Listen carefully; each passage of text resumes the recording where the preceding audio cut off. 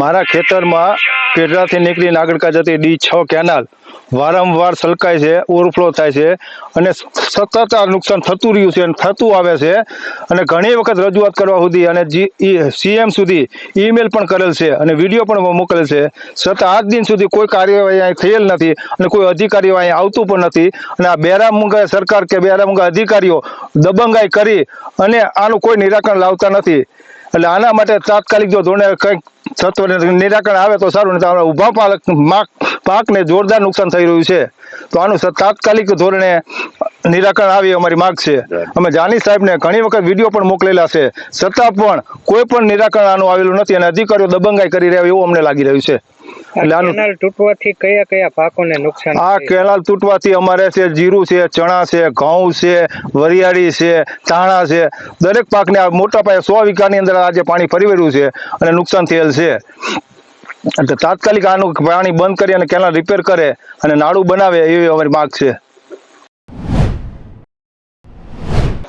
ઠાકરસિંહભાઈ રામાભાઈ મારું નામ, લખતર તાલુકાનું કલ્યાણપુરા ગામડું અમારું, અને હું આ અંકેવાડિયામાં મજૂરી કરવા આવ્યો છું। હવે મજૂરીમાં એવું છે, ધમભાઈ મિસ્ત્રીનું અંકેવાડિયા ને જમીન રાખી છે। હવે આમાં અમારે રોજના કુવા સાફ કરવાનું મહિનેથી એક ધારા રોજ કુવા સાફ કરીએ છીએ। આમાં અમે બીજી મજૂરી કરવા પામતા નથી, તો આમાં છોકરાને રોટલા સીની ઉપર ખવડાવવાના, કેનાલ વાળા કોઈ જવાબ ના હાલતા, કોઈ આવતું જ નથી। એક મહિનેથી અમે સાહેબ કુવા સાફ કરીએ છીએ અને અધિકારીઓને કેવી રીતે કે હા કેનાલ બંધ કરાવી છે અને સાફ કરવા આવે, કોઈ આવતું નથી। રોજ અમે કુવા સાફ કરીએ છીએ, એટલે અમારે બીજી મજૂરી કરવી કે કુવા સાફ કરવા રહું? મારું નામ રસિકભાઈ જીવણભાઈ રબારી, નાના અંકેવાડિયા। D6 જે કેનાલ નીકળી પહેલાંથી નાગરકા જતી અવારનવાર તૂટી જાય, અમારા ખેતીમાં નુકસાન થાય। અમે રજૂઆત કરી પણ કોઈ પગલાં લેતા નથી। જાની સાહેબની મેં વિડીયો મોકલાય અવારનવાર, પીને આંખે પાટા માંધેલા છે, એને કંઈ દેખાતું નથી। બરોબર, કેનાલ છલકાવાનું કારણ એ છે કે અહીંયા નાળું કરી નાખે ને મોટું તો સેવર ભરાય બંધ થઈ જાય, એ તકલીફ છે। અને જારીમાં સેવર ભરા છે, એના સિવાય કેનાલ છલકાય છે। નાળાની માંગ કરી છે પણ કંઈ પૂરી થતી નથી। અમારી માંગ છે કે નાળું અમને કરી દે, એથી અમારી જમીન બચી શકે।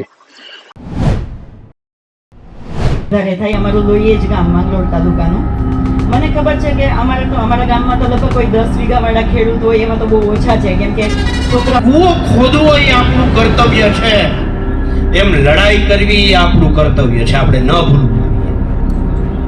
વીઘે કદાચ એને 1 ખાંડી માંડવી થતી હોય ને તો 10 વીઘા 10 ખાંડી માંડવી થાય, 30,000 ભાવ લેખે તમે જુઓ ને તો 3 લાખ રૂપિયાનું, 3 લાખમાં છોકરાઓને ભણવા માટે ગાંધીનગર જેવા સિટીમાં મોકલે, જ્યારે છોકરો પેપર ભરવા જાય તો પેપર ફૂટી જાય। એક મને એવો ફાયદો બતાવો કે છેલ્લા માંડવી ખાધેલો છે, જેલમાં બી ગયા છે અને લડતા આવ્યા છે એવા ભાઈ શ્રી પાલભાઈ આંબલિયા।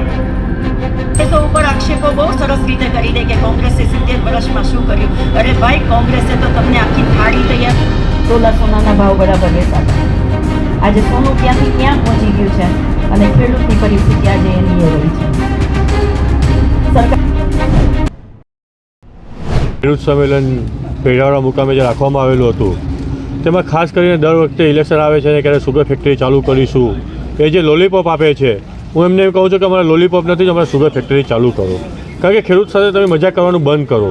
કારણ કે કોંગ્રેસની સરકાર જ્યારે હતી ત્યારે આ સુગર ફેક્ટરી ચાલુ હતી અને ભાજપની સરકારમાં એ બંધ થઈ છે, તો આજે અમે તમને કહેવા માગીએ છીએ કે દર વખતે તમે જે વાત કરો છો કે સુગર ચાલુ કરો એને બંધ કરી દીધી છે, ફરીથી ચાલુ કરો।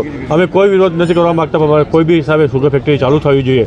જો નહીં થશે તો ગયા વખતે ખાલી કોડીના વિધાનસભામાંથી પ્લસ રહેલા હતા અમે લોકસભામાં, આ વખતે અમે આખા ગીર સોમનાથ જિલ્લામાંથી પ્લસ કાઢીશું અને ભાજપના આ વખતે લોકસભામાં 100% પરાજય કરાવશું। આજે અમે દરેક જિલ્લા પંચાયત દીઠ ગીર સોમનાથ જિલ્લામાં અમે મિટિંગ કરીશું અને અહીંયાથી અમે ચાલતા કલેક્ટરને આવેદનપત્ર બી આપવા જઈશું। જરૂર પડશે તો અમે ઉગ્ર આંદોલન બી કરીશું।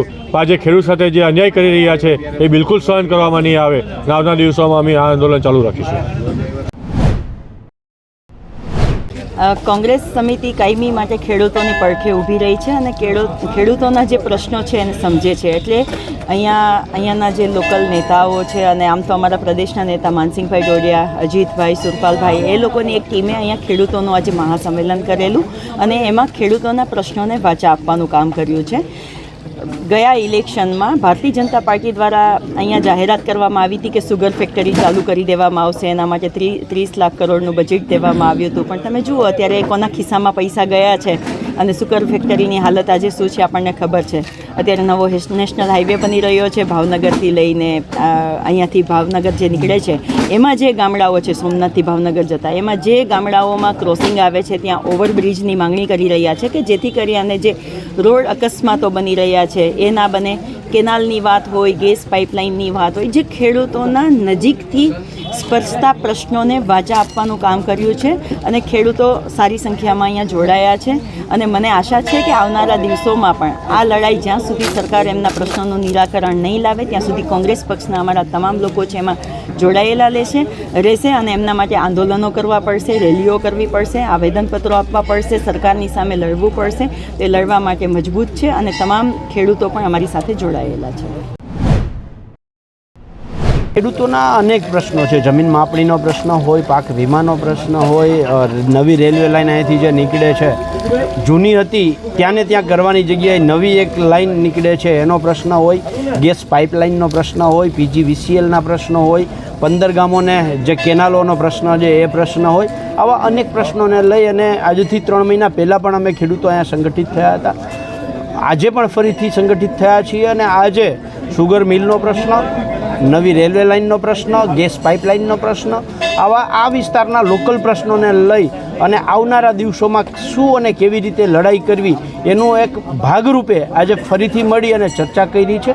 અને આવનારા દિવસોની અંદર ગીર સોમનાથ જિલ્લાના જે ખેડૂતોના વિવિધ પ્રશ્નો છે આ પ્રશ્નોને લઈ અને કિસાન કોંગ્રેસ અને જિલ્લા કોંગ્રેસ સમિતિ સાથે રહી અને અહીંયાથી લડતના મંડાણ કરશે.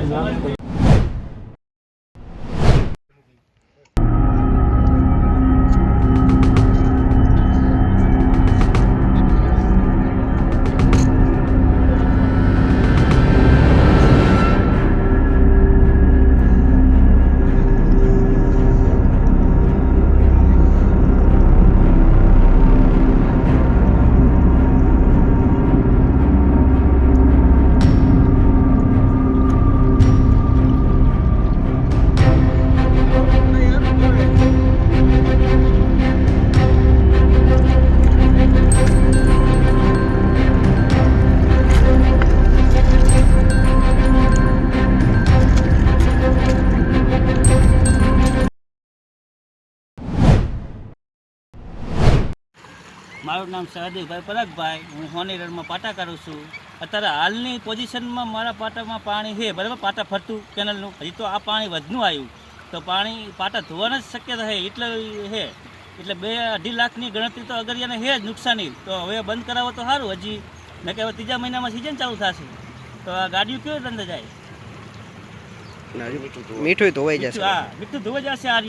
આ રીતે પાણી ચાલુ રહે તો મીઠું ધોવાઈ.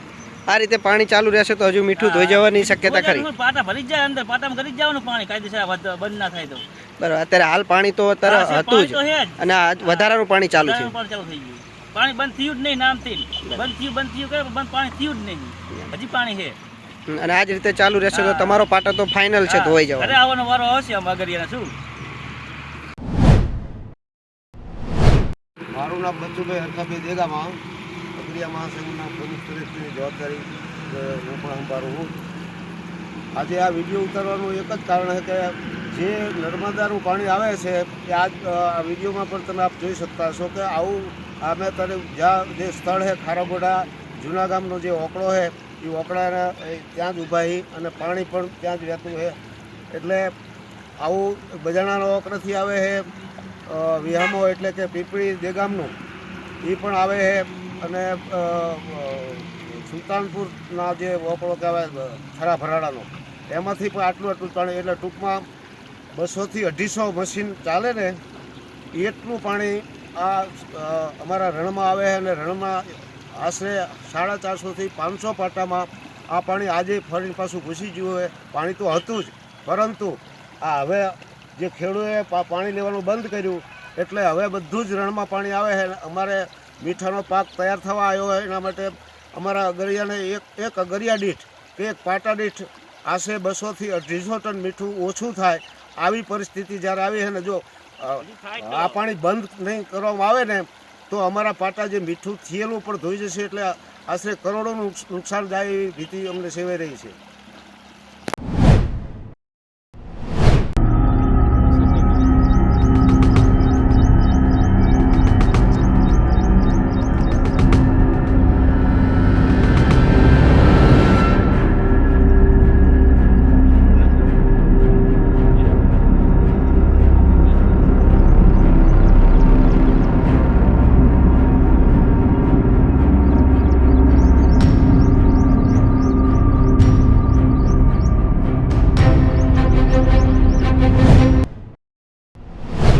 કેનાલ છીનાડ માયનોર અરદણસર 3 સફાઈના અભાવે મિની ભગત કોન્ટ્રાક્ટરને નર્મદાના અધિકારીઓ મિલી ભગત થવાથી કોઈ સફાઈ કરી નથી અને ખેતરમાં 8 થી 10 વીઘા હુવા અને 2 થી 3 વીઘા જીરું તમામ વસ્તુ પાણીની કલિયા હમું 2 ફૂટ પાણી ભર્યું છે.